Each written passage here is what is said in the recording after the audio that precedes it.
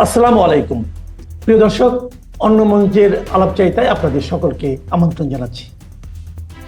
কথা বলার জন্য আজ আমাদের সঙ্গে রয়েছেন সুপ্রিম কোর্টের আইনজীবী জনাব আবু হেনা রাজ্জাকী। জনাব আবু হেনা রাজ্জাকী, আপনাকে আমাদের এই অনুষ্ঠানে স্বাগত জানাচ্ছি। আপনাকে শুভেচ্ছা জানাচ্ছি এবং আপনার দর্শক শ্রোতা যারা আছে সবাইকে আমার শুভেচ্ছা। রাজ্জাকী ভাই, আজকে যে জিনিসটা খুবই আমার কাছে গুরুত্বপূর্ণ মনে হয়েছে যে আজকে তৃতীয় দফায় প্রধান উপদেষ্টা উনি ইয়ের সঙ্গে 14টা দল ও জোটের সঙ্গে একটা বৈঠকে বসেছিলেন। আপনি জানেন এর আগে 12 দলের সঙ্গে বসেছেন, তার আগে 4 দলের সঙ্গে বসেছেন। তো এই 14 দলের জোটের সঙ্গে বৈঠকে দুটো জিনিস পাওয়া গেছে। একটা হলো প্রধান উপদেষ্টা যেটা বলেছেন, সে প্রধান উপদেষ্টা বক্তব্য হলো যে মানে গন্ডগোল লাগিয়ে নির্বাচনের আয়োজনকে ভণ্ডুল করার চেষ্টা চলছে। উনি এই আশঙ্কা প্রকাশ, আমি যদি পুরো বাক্যটা পড়ি, সেখানে এরকম বলেছেন উনি, যখনই নির্বাচনের প্রস্তুতি নিয়ে আমরা অগ্রসর হচ্ছি তখনই নানা ষড়যন্ত্র সামনে আসছে, কিন্তু বাস্তবতা হচ্ছে কোনো ষড়যন্ত্র করেই গণতান্ত্রিক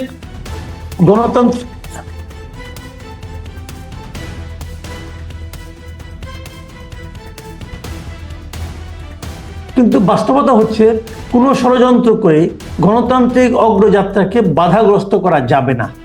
কারণ ফ্যাসিবাদ প্রশ্নে সবগুলো গণতান্ত্রিক শক্তির ঐক্য স্পষ্ট। এই যে কথাটা উনি বলেছেন নির্বাচন নিয়ে ওনার যে বক্তব্যটা, এটাকে আপনি কিভাবে দেখছেন?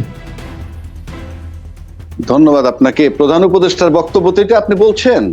জি জি জি, উনি বলেছেন এটা। হ্যাঁ, উনি বলছেন যে, অর্থাৎ ওনার কথাটার মানি হচ্ছে এই, মানে ওনারা যত নির্বাচনের দিকে আগাচ্ছে তখন নির্বাচন বাতিল করার জন্য কোনো শক্তি আবার আগাচ্ছে। এইটা হলো ওনার কথার জিস্ট।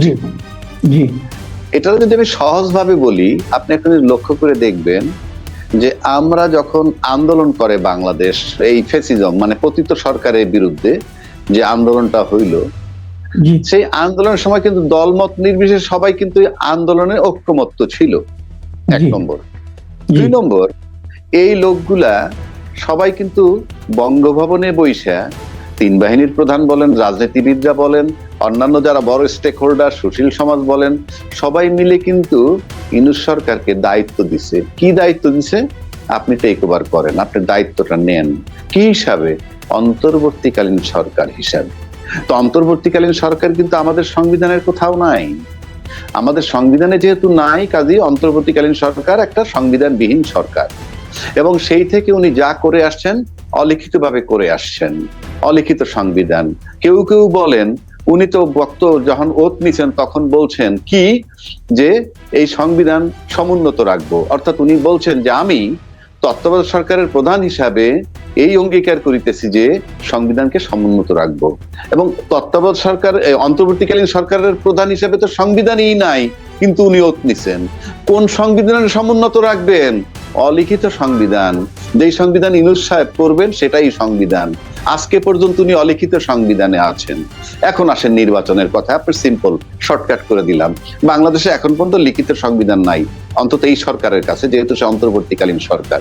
এখন নির্বাচনের কথা বললেই একটা শক্তি আগে আসে যাতে নির্বাচন বানচাল হয়ে যায়। সেটা কেন? কি কারণে? আপনি আমাকে বলেন। বঙ্গভবনে যখন দলমত নির্বিশেষে সবাই যখন ক্ষমতাটা তাকে বুঝাই দিল ফেসিজমের বিরুদ্ধে, এবং ফেসিজমের বিরুদ্ধে যারা আন্দোলন একসাথে করছে, সেখানে যদি আপনি বড় স্টেক হোল্ডার ধরেন রাজনীতিতে, তাতে আপনি পরিষ্কারভাবে বোঝা যায় সবচেয়ে বড় ভাই যিনি আছেন নির্বাচন হলেই ক্ষমতায় যাবে। তারপরে যদি মেজো ভাইজানের কথা বলেন, মেজো ভাই কি যিনি সংখ্যানুপাতে নির্বাচন চাচ্ছেন। আর যদি ছোট ভাইদের কথা আসেন, তারা বলতেছে সংস্কার, জুলাই চার্টার, তারপরে বিচার, তারপরে নির্বাচন। প্রশ্ন হচ্ছে ফেসিজমের বিরুদ্ধে এই 3টা শক্তি যখন ইউনাইটেড ছিল, একত্রে ছিল, তাইলে ফেসিজমের বিরুদ্ধে এই 3 জনের ভিতরে সবচেয়ে বেশি প্রেম হওয়ার কথা। অর্থাৎ ডিপ্লোমেসির ভাষায় বলে এনিমি ইজ মাই ফ্রেন্ড। অর্থাৎ আওয়ামী লীগের শত্রু এনসিপি, আওয়ামী লীগের শত্রু জামাত, তাহলে সেই হিসাবে আবার আওয়ামী লীগের শত্রু বিএনপি। কেন বিএনপি? কারণ বিএনপি 16 বছর যাবত নির্যাতিত হয়েছে। সেই হিসাবে এই তিনটা দলের মধ্যে, এই তিনটা দল যদি একত্র করি একটা দল জোট বানাই, তাহলে এটা ভিতরে যে ইউনিটিটা থাকার কথা ছিল সেই ইউনিটিটা নাই। রাদার উল্টা দিকে আমরা দেখতেছি কি, গোপালগঞ্জে যখন এনসিপি গেল তখন ডাল সুরকি পিস্তল আর অস্ত্র নিয়ে আওয়ামী লীগ তাদেরকে তাড়াইলো। পাশাপাশি এদিকে আর একটা স্লোগান উঠলো, জামাত শিবির জামাত শিবির রাজাকার, এই মুহূর্তে বাংলা ছাড়। এবং এই যে একটা পতিত শক্তি আর অন্য শক্তি যেটার কথা বলছি, এরা কিন্তু সময়ের ব্যবধানে দুই পক্ষই জামাতকে সাথে নিয়ে একটা জায়গায় গেছিল নির্বাচনের। সুতরাং আপনি যখনই রাজনীতিবিদরা যে কোনো কর্মকাণ্ড করে তখন বলে রাজনীতিতে শেষ বলতে কিছু নাই, আর আপনি আমি 9-6 করলে কিন্তু এটার কৈফিয়ত দিতে হয়। রাজনীতিবিদদের বেলায় এগুলো মাপ। তো আপনার যেখানে শত্রু আমার বন্ধু হওয়ার কথা, সেখানে শত্রু আমার শত্রু হয়ে গেল, তাহলে তো আমার একটা সন্দেহ হয়। কারণ এই যে বিষয়গুলো রয়েছে, ইউনূস সাহেব যদি 3-4 দিনের মধ্যে ডেট দিবে বলছে, আপনি মোটামুটি নিশ্চিত থাকতে পারেন উনি যত তাড়াতাড়ি নির্বাচনের ডেট দিবে ঠিক তত তাড়াতাড়ি ওই শক্তিগুলা নির্বাচন বাতিল করতে আসবে। কেননা তারা বলতেছে সংস্কার, বিচার এবং জুলাই চার্টার না হয়ে নির্বাচন করতে দিব না। আর সংখ্যানুপাতে যারা নির্বাচন চায় তারাও বলবে যে আমরা নির্বাচন করতে দিব না। সুতরাং ইউনূস সাহেব যদি আগামী 5-7 দিনের মধ্যে নির্বাচনের তারিখ দেয়, গন্ডগোল আগামী 5-7 দিনের মধ্যে রওনা দিতে পারে, শুরু হইতে পারে। যদি 3 মাস পরে দেন, তাহলে 3 মাস পরে গন্ডগোল হবে, এ ব্যাপার আমার কোনো ডাউট নাই। এবং এতে লাভ কার? আপনি তো নির্বাচন বাতিল হয়ে যায়, তার মানে একটু আমি থামাচ্ছি। তার মানে আপনি বলতে চাচ্ছেন যে নির্বাচনের তারিখ ঘোষণা করলে যারা নাকি এই যে মেজো ভাই ছোট ভাই আছে ওনারা গন্ডগোল ইনিশিয়েট করবেন? হ্যাঁ, ডেফিনেটলি। কারণ তারা তো বলতেছে আমরা সংখ্যানুপাতে চাই, তারা তো বলতেছে আমরা সংস্কার, জুলাই চার্টার, বিচার চাই। এটা তো আমার বানানো না। তো ওরা যদি বলে যে এইগুলা করতে হবে, আপনি কি করবেন? ফর এক্সাম্পল, আপনি কি করবেন? ওটা আপনি আমি কথা বলতেছি আমাদের স্বাধীনতা নিয়ে, ওরাও তোদের স্বাধীনতা নিয়ে চলবে। কারণ আপনি জুলাই চার্টার না করলে 70 বছর বয়সে তার মৃত্যুদণ্ড হইতে পারে।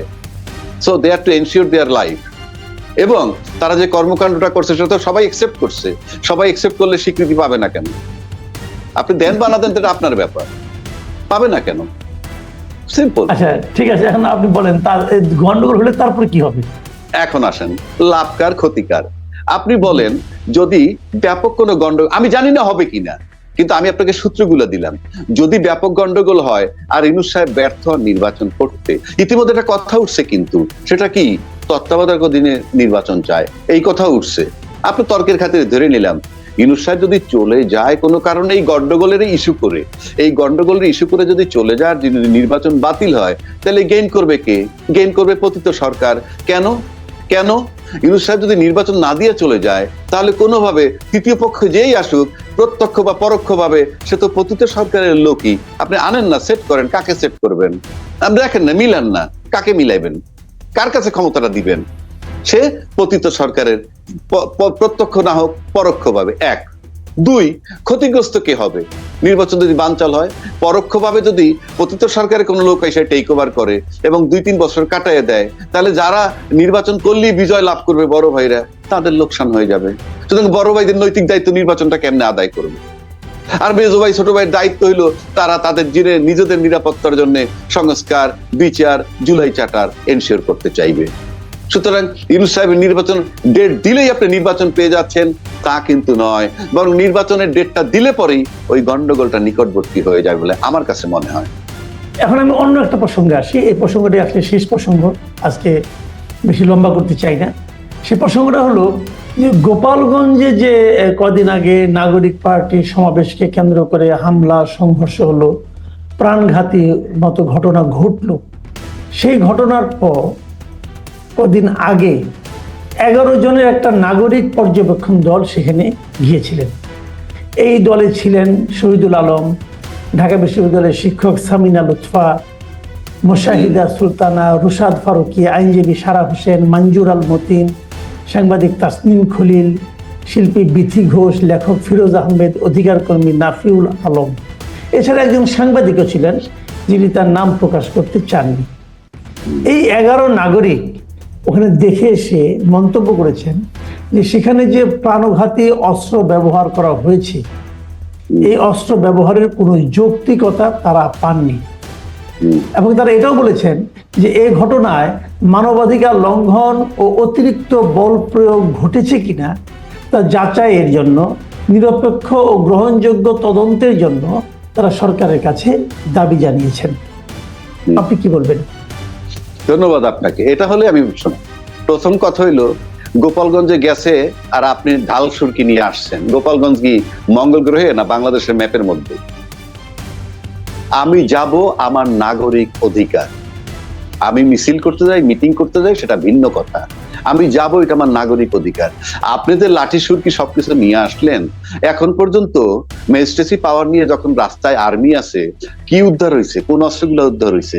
ওখানে তো সশস্ত্র লোক আমরা দেখছি, সশস্ত্র লোকও দেখছি, তো এটা উদ্ধার হইলো না কেন? প্রশ্ন হচ্ছে, আপনি বোধহয় জানেন যে 17 জুলাই থেকে বাংলাদেশে মানবাধিকার মানবিক জাতিসংঘের মানবাধিকার কমিশনের কার্যক্রম বোধহয় অফিসে শুরু হয়েছে। সুতরাং এটা তার পার্ট। সুতরাং বাংলাদেশে আর ওই কায়দায় কেউ অস্ত্র যতই শো করেন, এটা আন্তর্জাতিক বাজারে কিভাবে একসেপ্ট করবে সেটা একটা ব্যাপার। এবং আওয়ামী লীগ কিন্তু আবার বুঝাই দিছে যে তারা কিন্তু একেবারে বসে নেই, সুযোগ পেলেই যে তারা ছবল দিবে সেটাও তারা বুঝাই দিছে। এটা হলো সিম্পল কথা। তবে আরেকটা কথা আমি আপনাকে বলি, যে কোনো গন্ডগোলের মাধ্যমে কোনো কারণে যদি ইউনূস সাহেব চলে যায়, তাহলে কিন্তু বাংলাদেশে পরবর্তীকালে নির্বাচন হবে কি হবে না, কিংবা হলে কি না হলেই কি, এবং এখানে মারামারি কাটাকাটি হলেই কি, আমার কাছে মনে হয় না কোনো শক্তি তাকায় দেখবে। এই কারণ ইউনূস সাহেবের রিমুভালটা যে শক্তির কাছে জরুরি, সেই ইউনূস সাহেব যদি চলে যায়, তখন তারা দম ছেড়ে বাঁচবে এবং তারপরে যা খুশি তাই হোক। সুতরাং আমি মনে করি ইউনূস সাহেবকে রেখে যদি আপনি নির্বাচন নিতে পারেন সেটা লাভ। আর ইউনূস সাহেব যদি চলে যায়, আপনি মনে করেন না XYZ যেই আপনি কামাল ভাইরে তাল দেখ বা রাজ্জাকি সাহেবের তাল দেখ, ইউনূস সাহেব চলে যাওয়ার পর কিন্তু কেউ কারো দিকে তাকায় দেখবে না। কারণ যে শক্তিটার কাছে প্রথম নৈতিক হিসাব হইল ইউনূস সাহেবের রিমুভাল দরকার, সেই ইউনূস সাহেব চলে গেলে কিন্তু আজকে যারা ইউনূস সাহেবরে নির্বাচনের নামে সরানোর জন্য যারা চিন্তা করতেছেন, সেই ইউনূস সাহেব যে কোনো ভাবেই যদি সরে যায়, নির্বাচন ছাড়াও আপনি নির্বাচন অনিশ্চিত হইলেও ওই শক্তি আপনাদের দিকে ফিরে তাকাবেন। আপনি বলতে চাচ্ছেন ইউনূস সাহেব চলে গেলে দেশে একটা অরাজক পরিস্থিতি তৈরি হবে? হবে কি হবে না জানি না, কেননা ওই যে ইউনূস সাহেব চলে গেলে যদি আপনি নির্বাচন কিভাবে করবেন? কারণ উনি যদি গন্ডগোলেই চলে যান, ওই যে আমার সংস্কার লাগবে, বিচার লাগবে, জুলাই চার্টার লাগবে, সংখ্যানুপাতে নির্বাচন চাই, এটা আপনি ঠেকাবেন কি করে? আর ওই আগের মতো গুলি দিয়ে থামাবেন? পারবেন না। এখানে হিউম্যান রাইটস এর অফিস বসছে, তর্কের খাতিরে বলছি। সুতরাং আপনি it is not so easy. সুতরাং আমি যদি ইউনূস সাহেবের রিমুভাল চাই, যেমন আমি মাসুদ কামাল সাহেবের রিমুভাল চাই, এখন মাসুদ কামাল সাহেবের রিমুভাল হওয়ার পর আমি খুশি হয়ে গেলাম, আরো গন্ডগোল হলে আমার কি আসা যায়? আমি তো মাসুদ সাহেবের রিমুভাল চাইছি। ইউনূস সাহেবের রিমুভাল যারা চান, ইউনূস সাহেব যে কোনো ফর্মে যদি চলে যান, এবং উনি কিন্তু কালকে আগস্ট মাসের শুরুতে যদি নির্বাচনের তারিখ দেন, উনি সেপ্টেম্বরেও চলে যেতে পারেন যদি পরিস্থিতি তাকে পারমিট না করে। যে কথাটা বলছিলাম আমি, যে এই যে ওনারা যে বললেন ওনারা গোপালগঞ্জে প্রাণঘাতী অস্ত্র ব্যবহারের যৌক্তিকতা পাননি, এটা সম্পর্কে আপনি কি বলবেন? এই যে তার মানে প্রাণঘাতী অস্ত্র ব্যবহার হয়েছে কিন্তু যৌক্তিকতা পাননি, এই তো কথাটা। যৌক্তিকতা পাননি, অফকোর্স যৌক্তিকতা নাই। আপনি কেন নামবেন এটা নিয়ে? আমি আমার বাংলাদেশের একটা জেলায় যাব, আপনি এইটা নিয়ে আসবেন না? তারা কিন্তু এই প্রসঙ্গে বলেন নাই। প্রাণঘাতী অস্ত্র প্রয়োগ করেছে তো সেনাবাহিনী অথবা আর্মি, মানে আইন শৃঙ্খলা রক্ষাকারী বাহিনী। মারা যায় গেছে 5 জন, তো আইন শৃঙ্খলা রক্ষাকারী বাহিনী বলতে পারা গেছে। ওনারা এই প্রসঙ্গে কথা বলেছেন। যদি এই প্রসঙ্গে বলে থাকে, অফকোর্স প্রশাসন এটা কে মারছে, এখানে কিন্তু পরিষ্কার আমরা দেখছি যারা মিছিল মিটিং নিয়ে গেছে বা মিছিল করতে গেছে, তাদের কাছে কোনো অস্ত্র ছিল না। অস্ত্র ছিল কার কাছে? গোপালগঞ্জের লোক নিয়ে আসছে আর প্রশাসনের কাছে। সুতরাং যে 5টা লোক মারা গেছে, তারা মারা গেছে হয় প্রশাসনের অস্ত্রে, নয় গোপালগঞ্জের অস্ত্রে। সুতরাং এইটার কৈফিয়ত তাদেরকে দিতে হবে। এবং তারা কেন মারলো, প্রাণঘাতী অস্ত্র কেন ব্যবহার করলো, সেটার কৈফিয়ত তাদেরকে দিতে হবে। এটার ভিতরে 2টা অংশ আসবে, সিভিল পার্ট গোপালগঞ্জের লোক, আর প্রশাসনের পার্ট হইলো সেই পুলিশ বলেন বা আর্মি বলেন বা যারা ছিল, এটা তাদেরকে কৈফিয়ত দিতে হবে। এই ঘটনাকে কেন্দ্র করে গোপালগঞ্জে 5400 লোকের বিরুদ্ধে মামলা হচ্ছে, কিন্তু এই 5400 লোকের মধ্যে তো আর্মি অথবা পুলিশ তো নেই। হ্যাঁ, আপনি কি প্রশাসনের বিরুদ্ধে কখনো মামলা হয় বাংলাদেশে? আপনি আমি যদি জানতে কখনো, চাচ্ছি। হ্যাঁ আমি বলি, আপনি কখনো যদি মামলা করতে যান, আপনি কখনো যদি মামলা করতে চান বা পুলিশ ইনফরমেশন দেন যে ভাই এখানে একটা ডেড বডি পড়ে আছে, আপনি একটা মামলা করেন, সে কি বলবে জানেন? তার আত্মীয় স্বজন কি আছে ডাকেন। কিন্তু সচিবালয়ে যে ঢুকলো ওয়াল টপকে, তারপরে যে 1200 লোকের বিরুদ্ধে মামলা করলো, পুলিশের একজন সাব ইন্সপেক্টর, সেখানে গার্জিয়ান লাগে নাই? তো আপনি আমাকে বলেন, প্রশাসন এমন একটা জিনিস, আমি একটা সিম্পল শেষ করে দিচ্ছি। প্রশাসন এমন একটা জিনিস, হাসিনা কিভাবে প্রশাসনকে ব্যবহার করছে সেটা হাসিনার দক্ষতা নয়, সেটা হলো ভাইস ভার্সা, যে তোমরা আমাকে ক্ষমতায় রাখো, তোমরা লুট করে খাও। আবার আরেকটা প্রশাসনের কথা বলছি, আপনি দেখেন ফখরুদ্দিন সরকার যে ছিল, সে তো মঙ্গলগ্রহে এসে বিশাল অভিজ্ঞতা নিয়ে আসে নাই, সে ছিল ক্ষমতায় আর তার পাশে ছিল তৎকালীন সেনা প্রধান, তখন কিন্তু মাটি থরথর করে কাঁপছে। এই হলো প্রশাসন। আবার আজকে ইউনূস সাহেব ক্ষমতায়, তার পাশে বর্তমান সেনাপ্রধান আছেন, মাটি কিন্তু থরথর করে কাঁপছে না।